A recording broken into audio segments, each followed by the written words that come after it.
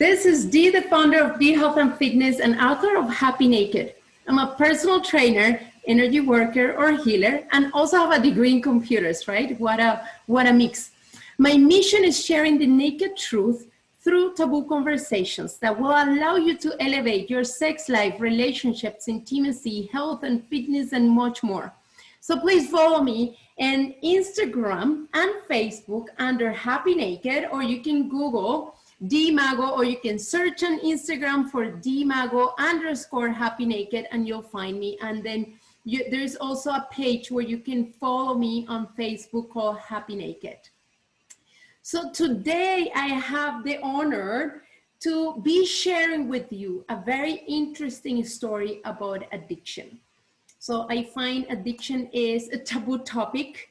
There's so many addictions that we can talk about, from addictions to food, addicted to relationships, abusive relationships most likely. But today we're going to talk about alcohol, right? An alcoholic addiction. And it is how it all started, why it started, how it ended, the journey itself. What are the emotions that, that people experience when you are in that situation? And what are the factors of the risk of, having an addiction? And I also want to, I would say maybe a disclaimer where I want to acknowledge that when we're looking at addiction, there's shame, there's guilt.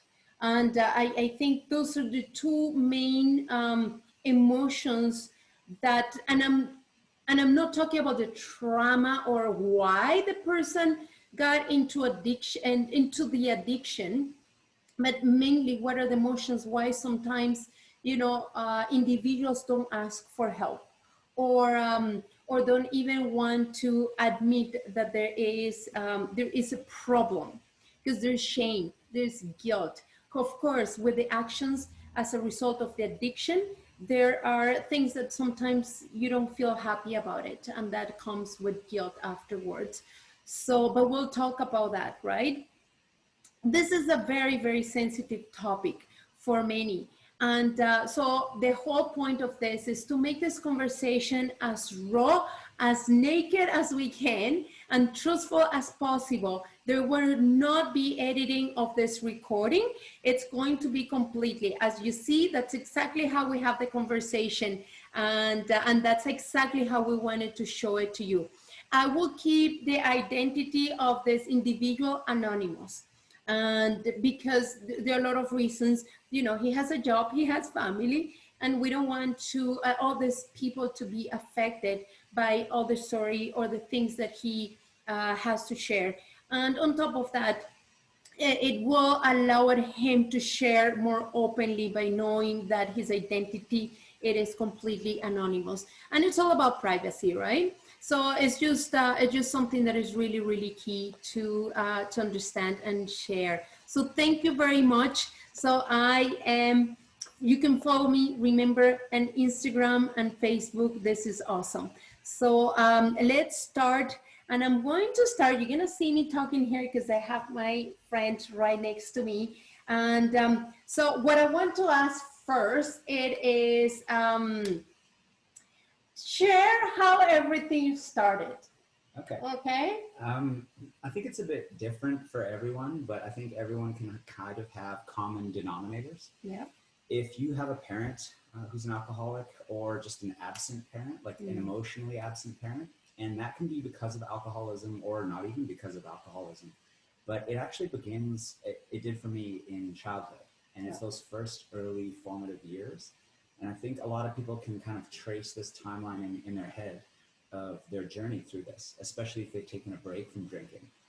Because oftentimes you can kind of break up your life. If you really think about it and you reflect, you can break it up into stages: before drinking, leading up to the drinking itself, and then if you recover after the drinking.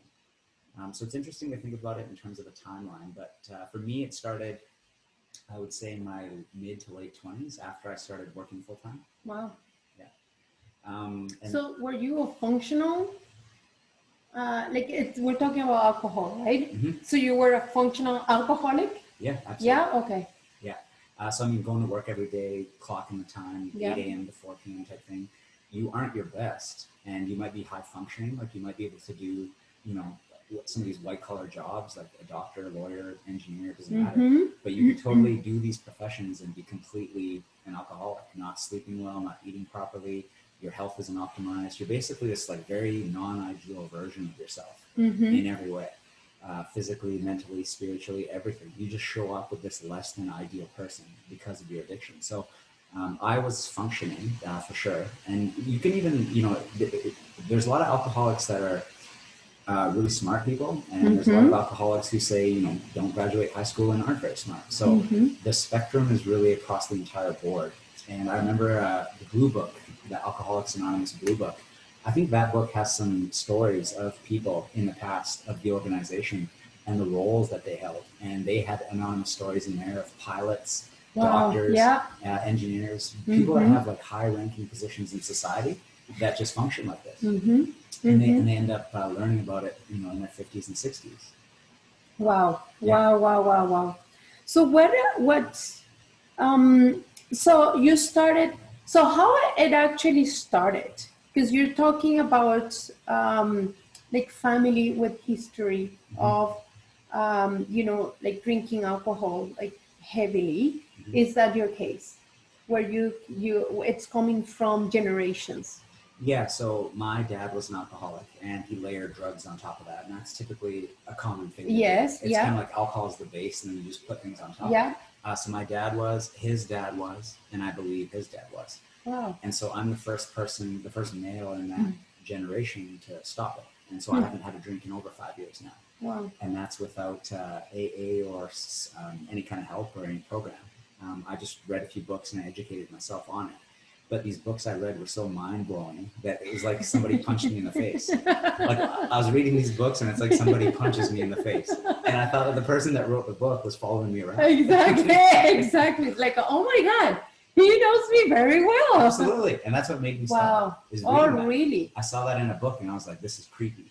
This is creepy how much this guy knows about me. This is creepy. Yeah. And so that's what made me stop. It was such a surprise. So I wonder, because we were talking earlier about, you know, so many people in our society that have addictions and nobody even call them out and say, you know what, you have some issues. And do you think is that knowing the history in your family that anybody has said, you know, such and such is an alcoholic and it's really affecting their kids or their family or their wife or something like that? Have you heard of that happening in your family? I have, but the thing is if you're, my entire family's like that. So there's cultures where every single man is an alcoholic. So it's normal. So imagine if all of your uncles are alcoholics and your dad's an alcoholic and every single uncle that you know drinks. And so you don't even think twice about it. Yeah. So what do you think is that? Are they trying, is there, so a lot of addictions, no matter which one is, it comes with trauma. Right. There's a trauma. There's a traumatic experience, whether personally you went through or it's ancestral. Right. So because it never got healed, it keeps passing on and on and on. Right. So do you think is that the case for your family? I think so. The interesting thing about that is some people describe addiction as trauma adaptation. Okay. So it's like this trauma happened to you. You're in so much pain. You don't know who you can turn to help you with that pain because emotionally absent parents are part of this. They can be. And so you don't know who to turn to. And so you start doing these drugs to mask the pain. And that's kind of how it starts. Yeah. And then after a while, it becomes a physical dependence. And then after a while, it's just such an ingrained habit that you don't even think twice about using the drug. Yeah.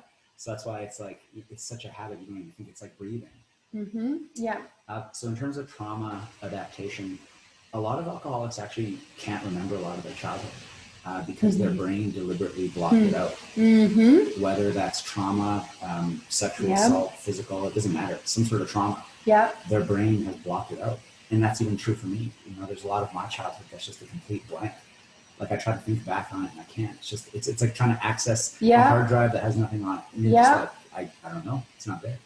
I saved it. So That's a crazy thing about it. Yeah. Well, childhood is the foundation of everything for us anyway, right? Mm-hmm. Like no matter on, every conversation I have with people, it's all about childhood, Mm-hmm. right? Like relationship with money comes back to childhood. Yeah.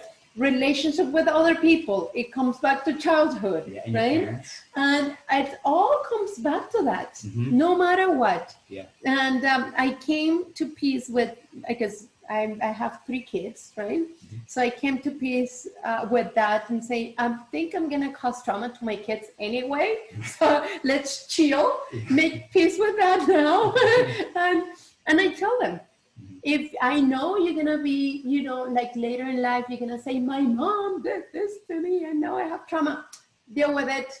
Because you know what? I'm dealing with that with my mom and my dad, and here we are. So we're not saved, right? Yeah. Because the reality is, whether it's something really, really serious or me joking with my kids about it, right? Anybody perceives that differently. Mm-hmm. And so probably I'm laughing with my kids now, and eventually they will say, my mom never took anything seriously, right? Like, and that will become a trauma. Right. Like, It's like you're screwed no matter what you do.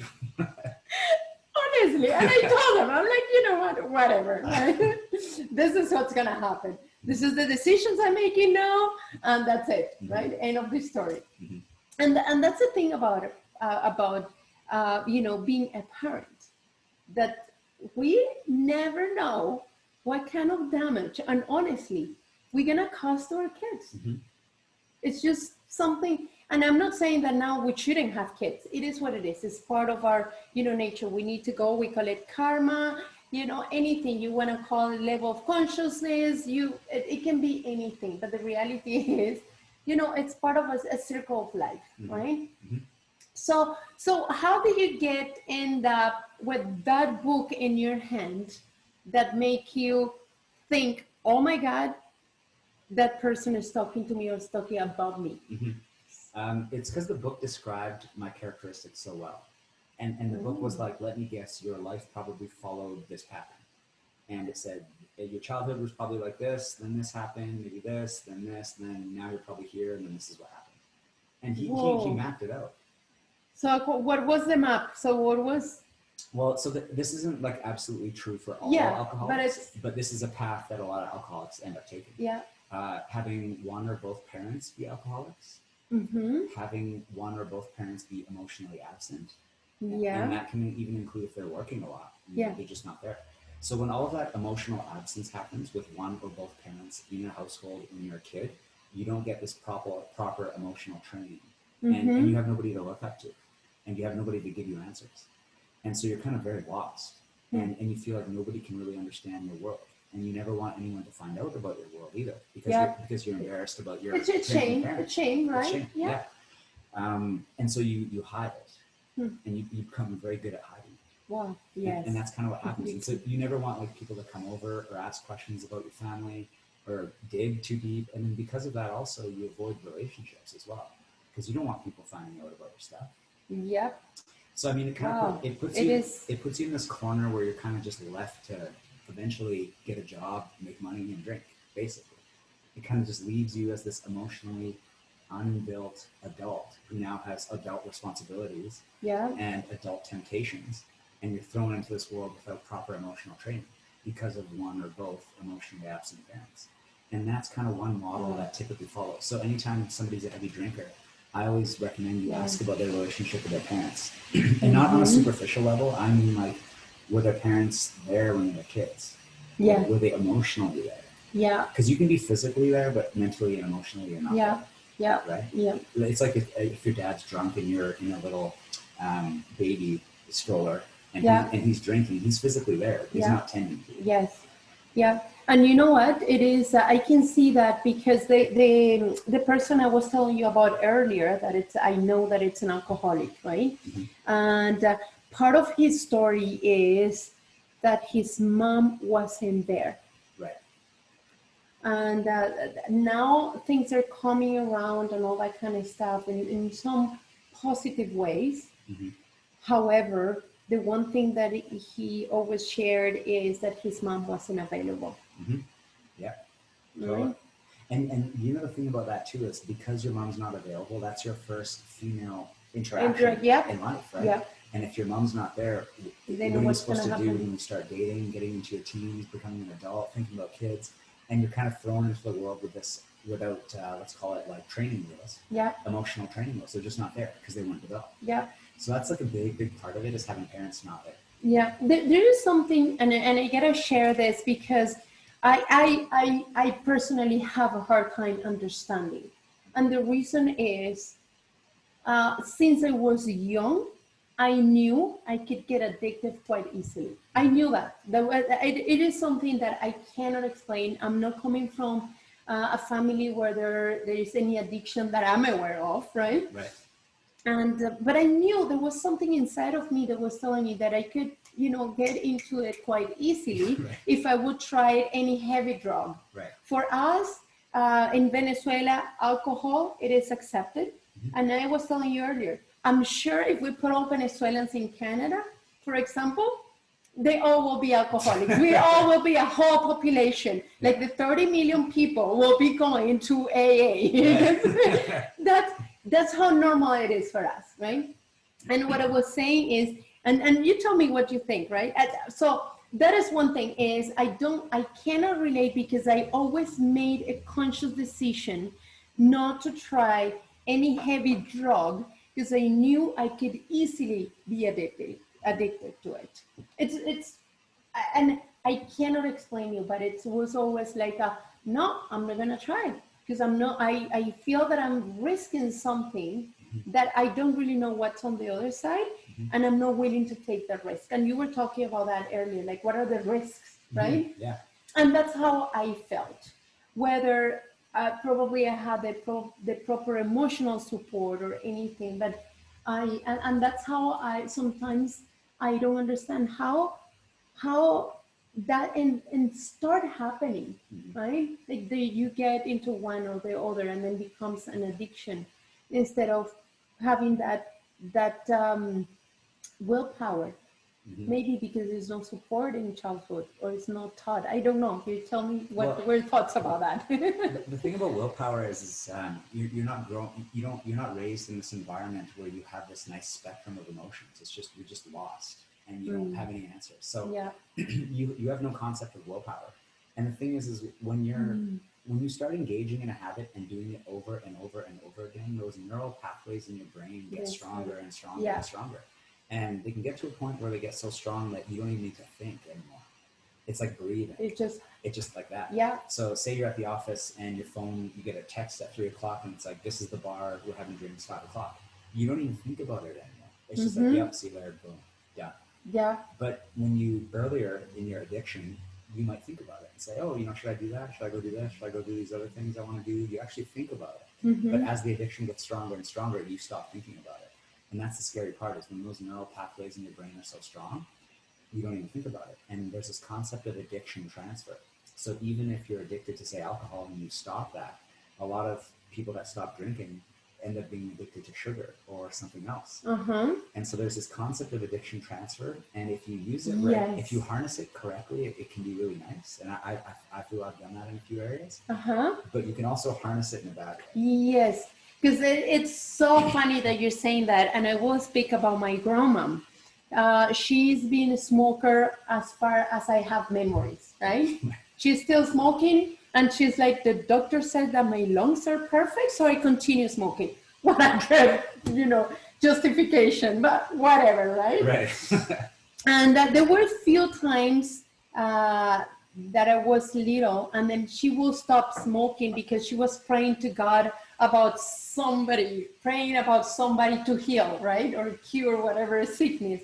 And she would say, hey, God, if you help me to cure this person, I won't smoke for a month, right? All these weird things. But here's it, and this is where it gets funny, right?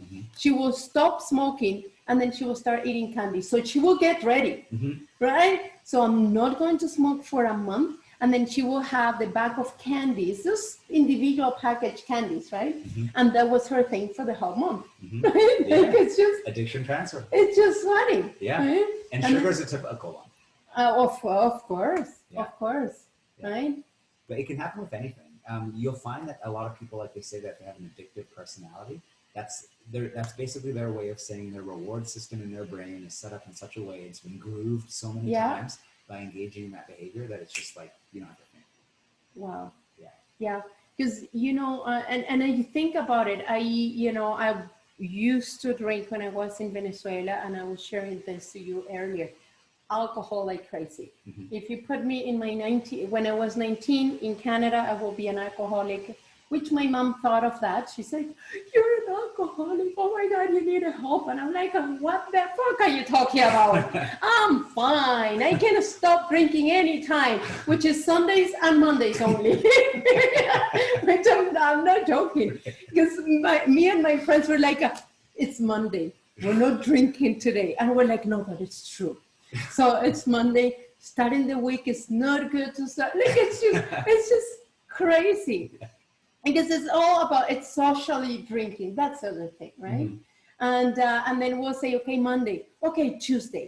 Yeah, Tuesday, tomorrow, but not today. And then I will go home and, be okay, get home early after work and, fine, because it's Monday, we're not drinking. But Tuesday, I look back and I just laugh because it's a weird lifestyle when now that I know how things are in North America. Yeah. Because it will be like, okay, no problem. We go to work and all that kind of stuff. I was working like 8 to 5. And then after that, there was like a Chinese restaurant nearby. And then we will go every Tuesday to that Chinese restaurant after working out. Because that was the reward. And it will be light beer. Right. Because we already work out. So we didn't want to have that regular beer, all the calories. And then Taco Tuesday. And it was just insane, right? Of course, my mom thought I was an alcoholic because basically I was drinking every day. And then it gets Friday. So Friday we are, like getting all the load for the weekend because we're going to the beach the whole weekend, right? So Sunday I will come home, I will relax, but then Monday is the day off, and then Tuesday we'll start all over. Like it was a social thing, right? 100%. I would not sit at home drinking a beer. The first time I did that, it was probably here in Canada, and where I was like, oh my God, I really feel that I want to have a cold beer, which is another thing. There's nothing worse than warm beer. And here in Canada, they don't know that. And I'm like, this is an insult. Like when they give you a warm beer, it's like, oh, I have ice. What the fuck? You're like destroying the whole beer. But yet, all this game, and I think it applies to any addiction, honestly, or anything that we do. Could be sugar, it could be alcohol, where we, put this thing on beer. Well, for me, it was something that, we go and we treat it. We don't mix it with ice. We drink it very cold. It's all this God that we're like, we have every day. And it makes us happy. So it's just interesting what we put in our head, right? Yeah. Through all that stuff. So how the addiction affected your health, and how do you recover? I'm assuming you had to, right? Yeah. Yeah. So I'm 5'8", and I weighed over 200 pounds, and so that's one thing. Weight gain is when someone's drinking a lot, like, you'll gain weight. You're gonna be drinking a lot of sugary drinks, probably, right, with the alcohol, beer, making crap food choices, sleeping late, having a weird sleep schedule, having your hormones thrown off, all of this stuff. Yeah. And so I weighed over 200 pounds at my worst, almost 210 pounds. Wow. Yeah. Wow. So right now, like, these pants are like 32 waist. Yeah. When I was back then, my waist size was 36, so 4 more inches around my waist. So that affects everything. It affects how people interpret you, how you carry yourself, how you feel. You can tell a lot from a person based on the tone and everything in their voice. Yeah. How much energy they have, how optimistic they are, all of that sort of stuff. And it shows when you're living that lifestyle. And you're not sleeping well, and you don't feel good. And in your face, everything. Everything, yeah. It just shows. You look like a walking train wreck. Wow, yeah, no, totally. And how was your energy? Well, not as good as it is now. And so the thing is when I stopped drinking alcohol, I started reading books on health. Mm-hmm. And so that's another addiction of mine is reading. So I've read over 100 books on health. And So you have an addicted personality. yeah, so I have an addicted personality, as we talked about. Yeah. So I have this neural pathway in my brain that's just well grooved, and no matter what I choose to apply it to, that's kind of what I target. Yeah. So it can be used in a good way if you channel it that way. So this is how I would put it. So addiction is the what it's really affecting us in a negative way. Mm-hmm. But when we become passionate about it, that's a whole different thing. And that's not an addiction. Right. You just become passionate about health, Mm-hmm. right? You become passionate about, like a well-being or herbs or, mushrooms or, like all that kind of stuff. Mm-hmm. So I think there is no the same, right? We have the tendency to put it the same, but I don't think it is. Well, you know what's kind of the crazy gray area in all of Okay. this is there's a line, and they say the line between genius and insanity is a thin one. Yes, yeah. Just like the line between passion and addiction Addiction. is a thin one too. Really? Because if you think about passion, it's like somebody say, playing the guitar or trying to build a business or trying to, build a structure. And that's all that they can focus on, and time and energy is all devoted to this. You could look at that and say, this is a very passionate person. Or you could look at it and say, this is a very addicted person. It's taking over their life. They don't even sleep. They're just thinking about this thing. Yes, but you mentioned something that I think that's the key. When it's taking over the person's life, that's when it's an addiction. Yes. So I think that's when we should know, okay, really, this is not good, right? So I'm passionate about having all these conversations and stuff like that. Is this taking over my life? Not really, right? I'm passionate about fitness, about health, about, all these things. I'm reading right now, there's a crazy book about, it is called The Ancient, I'm reading it in Spanish, so I'm translating. So it's The Ancient Secret of the Flower of Life. Have you read that book? No, but it sounds cool. Oh, it's deconstructing. That's my new word. Whoa. Every belief and knowledge I have about life until today. Wow. Honestly, I never thought I would read a book like that. And I have one good friend who's helping me right now with a lot of different, eliminate, blockages and stuff like that. And I have a couple friends that speak the language that is in that book, but going through it and start reading about how humans as we know it today really come from and all that kind of stuff.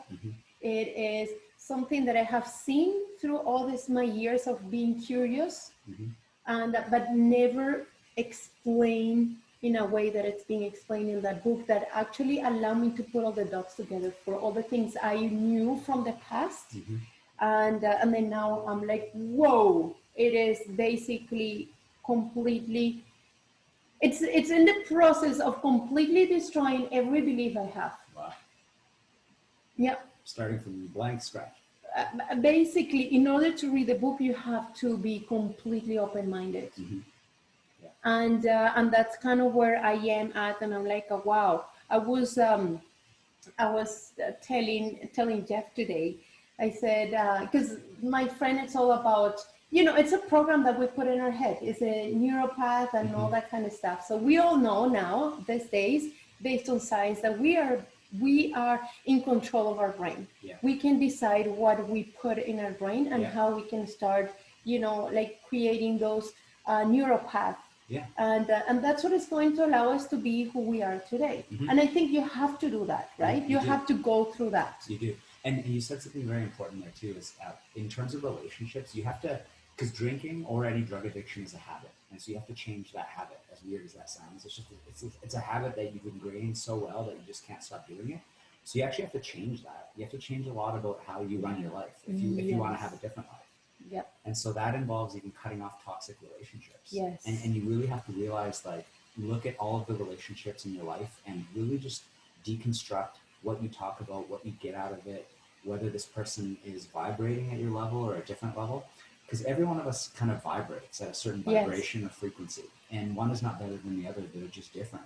So if you're vibrating up here by, say, sleeping 8 hours a night, exercising all the time, eating great food, reading good books, you're vibrating up here. Yeah. And you're, Yeah. you're vibrating at So very you're quite basically high. Yeah. like the most ideal version of yourself. Yes, of course, you're high. And if you're not doing all those things, you're vibrating down here. Yeah. And so what you want to, I think everyone needs to kind of think about is to try to raise your vibration by doing all of those things. Yeah.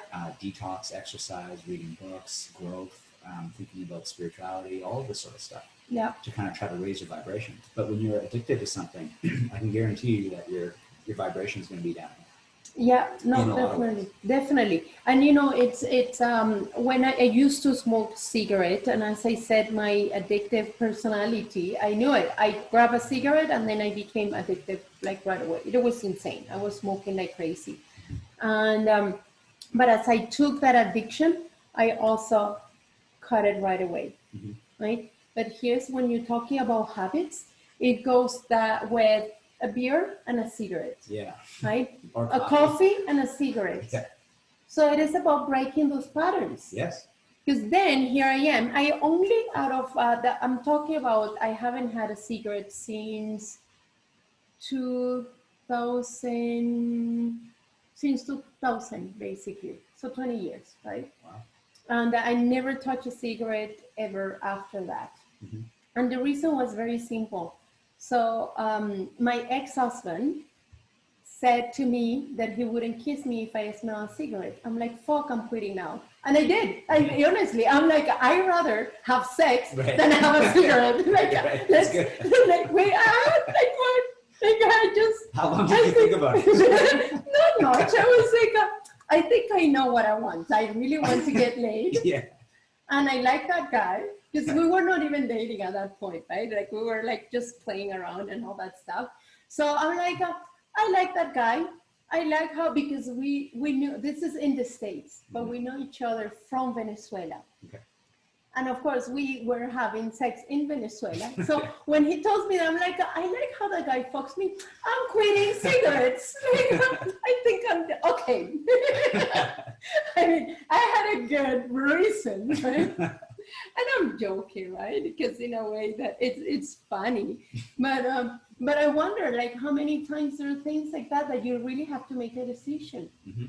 And I decided to stop smoking, and I never had a cigarette. Like, honestly, I only had one time that I was truly feeling like having a cigarette. I was in Montreal. That was about 8 years ago. I was in Montreal. Was partying like crazy. It was during the gay parade and all. It was a diversité, which is another party that happens after the gay parade, and it's a whole week of partying like crazy. Mm-hmm. That was the only time I was partying and having fun, and out of nowhere, I'm like, I really feel like having a cigarette. Mm-hmm. I didn't. Because then it comes willpower, right? I'm like, because I knew if I have it, first I wouldn't like the first, puff, mm-hmm. But then who knows what will happen next. Yeah. So did I really want to go in that path and wasting $15 back then in cigarettes, or I can have a case of beer? You see, now you start thinking, my brain is twisted. One thing I wanted to mention earlier was to give you an idea of how strong these neural pathways are. Mm-hmm. I once stopped for 6 months and 4 days. Mm-hmm. So for 6 months and 4 days, I didn't drink a single drop of alcohol, mm-hmm. And I thought I was cured. And I said, "Oh, I've got this. I've gone 6 months and 4 days. I got this." Mm-hmm. So I had a beer at my company Christmas party. Yeah. After 6 months and 4 days of no drinking, and I had one beer, and that night I was back to my old habits. It's like I didn't even stop. Wow. It's like you took me from 6 months, 4 days ago and transplanted me right here. It's like I didn't stop. Wow. So even though I didn't drink for over 6 months, those pathways are still there. Yeah. And they're just ready to be ignited. Yes. And that's why with alcoholism, you cannot touch a drink. You can't. I don't even think you should tempt yourself or tease yourself with sugary drinks that just have the alcoholic mood. Yeah. I think you're teasing yourself. Yes. You know, it's like being a married man and going to the strippers every day after work. Like, you might not be doing anything, but you're teasing yourself. Yeah. Really. Yeah, and I agree with you 100%, which is why I never touch a cigarette after that. Because I don't think there is a middle ground. It's and that's another thing. And you tell me what your thoughts are. It's when and I'm gonna speak about cigarettes. It's because it's the most common that I see in people when they're quitting. They're attempting to quit. No, I'm just smoking 5 cigarettes today instead of 10. Right. And then they go like next week I don't believe, I personally do not believe in that. I think if you're quitting, you really have to quit. Yeah. And I also think it goes with habits, right? And I when I'm working with my clients, I do the same thing because I'm dealing with addictive behaviors, right? Where people are getting so used to have the cookie or have this or all that kind of stuff that are really not serving them anymore. Right. Like it's not. Yeah. Maybe it did at some point because it was fun, or it's like, oh, I had this cookie or I had this Chinese food, and it served its purpose probably in a moment, but then when it becomes a habit, that's when it's like, okay, no, right? So it's about understanding how we transition, that, or what are the choices that we make around things that are not serving us anymore, right? Well, it's interesting. A lot of food addictions are picked up in childhood. And if you think if you're a kid whose parents are, say, drinking, emotionally absent, physically not there, you're at home alone. The only thing you have to do is to eat sugary cereal, make Eggos, make brownies, Yep. make sugary junk, right? Yeah. So I was also a sugar addict. I could eat an entire tub of Breyer's ice cream Wow. in one sitting, in one night. Wow. Like I could just pound through the whole thing. A pack of gum, I would chew through the whole thing in 45 minutes. Well, that's the thing I also find about alcohol particularly, right? Is that when you're drinking, you really need to start piling up with food. And there's a reason behind it. Is your body is like you're putting alcohol, your body understands that as toxic. Poison. It's poison. Boom! Then your body start responding to it, and the best way it is consuming fat or junk food because it's what we're craving, and that's but that's a natural response of your body saying, you know what, I need to counteract this poison, right? Which explains why then after the addictions, there are a lot of other addictions that come with it. And in this case, we're talking about food, right? But it could be cocaine, it could be anything, right? Well, earlier you mentioned the concept of tapering off. So say you say, I'm going to have 10 smokes this week, 5 smokes next week, Yeah. 2 smokes the week after, Yeah. and then go cold turkey. Yeah. I've seen one smoker do that, and they eventually got to a point where they weren't smoking, and then they ended up picking it up again. Yes. And work is kind of a dangerous place for that, because obviously everyone wants to go take breaks from work. So smoking is such an easy way to do that. Yes. And I see Yeah. that a lot, is people Yeah. in the workplace that And aren't it's smokers acceptable. become smokers. Of course, it is acceptable, when I used to work in the corporate world, that was one of my biggest complaints. I said, I do not smoke, but if I take a break, that's not good. But if you're a smoker, it is okay to go and take a smoke break. Right. So I take a smoke break. Right. Do you smoke? No, I don't. Right. But I'm taking a smoke break because it's acceptable. Yeah. It is acceptable. It's fine, right? And that's the interesting thing also on how our society accept different things in different ways, right? And cigarettes is one. It is acceptable to take 5 or 10 breaks a day for a smoke. Yeah. And that's fine. But then us that are not smoking, we're like all working there and all that stuff. And so it is interesting also how society accept certain things, right? And it's allowing that. So what will be the advice that you will give to people that whether, I think there might be 2 different perspectives to this. If you know somebody that have an addiction, what would you tell to that person? And if the person is the addicted one, what would you tell to that person in order to come out to light? Right. Okay. With the addicted person, I would say most people usually need like a rock bottom moment. They need some sort of moment that's so crazy that makes them think, wow, I should maybe reconsider this whole drinking thing. you know, that could be you waking up in your living room in your own vomit, and your car is driven right through your living room window, and you wake up to that. You say, "How did this happen?" Yeah. That's like a rock bottom moment. That's a moment you should have this little tap on your shoulder from the universe to say, "Hey, you should stop doing this." So most people have a rock bottom moment. That should be it. Especially if you combine a rock bottom moment with, say, 2 or more people in your life that have mentioned you're drinking. Like, for example, mentioning how much you can drink, how fast you can drink, how you don't seem to get drunk, how you can seem to drink more than anyone. These are all signs that you have an issue. And then also, a lot of people don't do this, but write down how many drinks you have and look at it after a week, and you'd be surprised. It would be like Tuesday night, 6 drinks, Wednesday night, 10 drinks, Thursday, 2, Friday, 6. And if you look at that on the calendar, you're like, I'm drinking every single day. It's basically my hobby. Yeah. So a lot of people think that going out and socializing is their hobby. Their hobby might actually just be drinking. That's the hobby. Yeah. Yeah. I can totally see that, right? So that's for the person who's addicted as well. I'd recommend 2 books.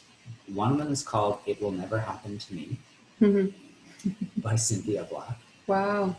I think it's Cynthia Black. And the other one's called Adult Children of Alcoholics. And I don't remember the author, but you can find it. Do you know what's his name? Gabor Mate. Yeah. So he is amazing. I really like him very, very much because he specializes like in trauma and addictions. That's his specialty. Yeah.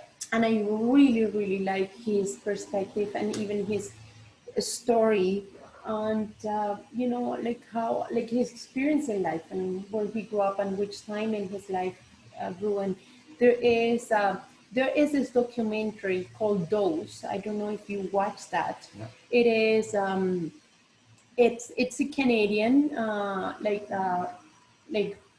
guys that made this documentary. They were talking mainly about microdosing and psychedelics and all that kind of stuff. That was the main thing, right? And how using psychedelics, which it could be a whole different conversation for another episode. And but what they were talking about is how psychedelics was helping people with addictions, right? Like heavy drugs, actually. Yeah. And then there is an institute in Vancouver, somewhere in Vancouver, and Gabor Mate basically supports that system, and they go through particularly through iboga. I don't know if you ever heard of that one. Ayahuasca. Yeah, it is. So this is what I learned, and I don't know if you know this. Iboga is the masculine. Ayahuasca is the feminine. Wow. So iboga is from Africa, ayahuasca is from Peru, and we're going sideways, but this is quite interesting because basically in Peru, and I'm now that I'm speaking, I'm putting my dots together here from the book I'm reading, Right. because Peru is basically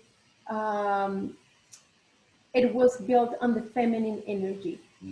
Okay, which and now I can see why ayahuasca it's also the represented feminine. So what it means is iboga is going to allow you to face your issues as individual, and it's going to allow you to see you. Ayahuasca is also, it's going to show you what, like as a part of the universe, and that's the difference between these two, right? And they use iboga in this center in Vancouver for addictions, and Gabor Mate does a lot of the like therapies in some cases and stuff like that. Yeah. So he's a very, very interesting individual for sure, right? There's one other important thing I want to say too. For anyone that wants to think about stopping drinking, the thought that'll go through your brain is you can't imagine your life without drinking. And that's the hard part. Yeah. Is when you're thinking about stopping drinking, you can't imagine what your life is. And you don't know. And I can guarantee you it's better than your life drinking. It's just hard to see it in the moment. So the thing you have to do is try to at least go 7 days of no alcohol, an entire week of no alcohol. Then when you do that, try to make it 2 weeks, then make it a month, then make it 3 months, and so on, 6 months, a year. And soon your brain won't even think about it because you've rewired your brain, and your brain doesn't even think about that habit anymore. Wow. So I used to actually walk by pubs, alcohol stores, whatever, wherever they sold booze, and I would drive by, and the habit was so ingrained that I would just stop and buy it. Yeah. But after 6 months, after a year of rewiring your brain, your brain won't even think about stopping and picking up alcohol, picking up booze. And those friends that would text you at 3 o'clock in the afternoon at the office, they've moved on to other people that drink and do what they want to do because they know that you don't drink anymore. Yeah. And so I actually recommend you have to go 7 days and then 90 and then go 6 months, because it's such a crucial part of it. You can't dilly-dally and have one drink here and one drink there, or one drink a week. You'll forever remain addicted that way. Yeah. And that actually kind of brings me to the topic of harm reduction as well. I particularly don't agree with harm reduction. I think it's a misnomer. What is that? Harm reduction? Yeah. It's this idea that people in society are always going to abuse and use drugs, so we might as well let them do it in a safe place. Oh, I see. I don't like that. I don't agree, actually. I don't agree with it either. Yeah. They may indeed be reducing harm while they're using the drug in a controlled environment, sure, but is the person still addicted to the drug? And the answer is yes. Yes. So if harm reduction, whatever version that takes, leads the person to continue using their drug, I don't agree with it. Yeah, I'm with you on that. And this is kind of like it's a semi-controversial topic, but if you say that to a lot of people, being anti-harm reduction is almost taboo for some weird reason. Wow. Yeah. And it's strange because in harm reduction, the person is still addicted. I wonder if that's also for the enabler. So then they don't have to deal with it. I wonder. I'm just guessing. Mm-hmm. I'm guessing about that now. Well, for the enabler, that they don't have to deal with. Yeah, with the addicted person. That's true. Because it is stressful to have to, it's called being a co-alcoholic. Even though you're not an alcoholic, you're married to the alcoholic. So in those books I mentioned, you're called the co-alcoholic. Yes. So in my case, my dad was the drinker. My mom was not the drinker. She was the co-alcoholic. Yeah. So the co-alcoholic is always trying to mask and cover up for the drinker. Yes. Because the drinker is making promises. He'll be at your baseball game. He'll be at your hockey game. Yeah. He'll be at parent-teacher interviews, making all these promises. Yes. And then they end up never being fulfilled. And so your co-alcoholic, the parent that doesn't drink, has to cover up for all of that. And therefore they become emotionally absent as well, in addition to alcoholic. Yeah. So now, because of the presence of one alcoholic, you have two emotionally absent parents. And that's where it begins. That's where oftentimes it can begin. Wow. It is very interesting. And I want to close this by sharing something interesting, and the lighting started getting darker and darker. I want to share something here that it's really applicable to absolutely anything in life.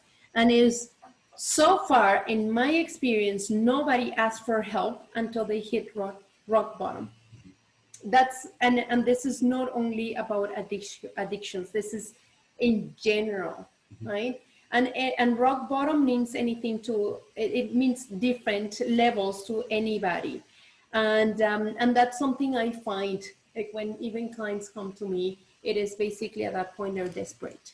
They cannot live with their weight, or they cannot live with a lack of confidence or something like that. It is at that point, it is not acceptable for themselves, and that's it, right?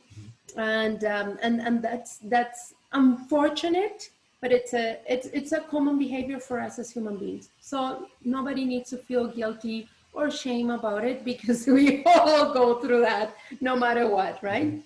And thank you very much. This is an amazing opportunity, and just to share about addictions and I think this is a never ending conversation for sure when it comes to addiction. So please continue and follow me on Instagram and Facebook for more episodes. There's so much more to share with you as well. So thank you very much, and have a wonderful day. Bye-bye.